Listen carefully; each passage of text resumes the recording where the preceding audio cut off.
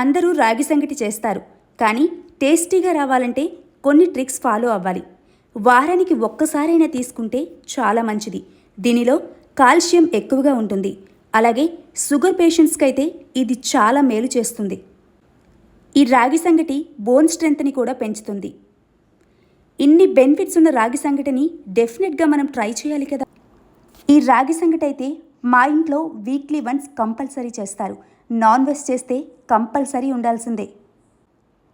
ఇంటికి వెళ్ళిన ప్రతిసారి నా కోసం చేస్తారు.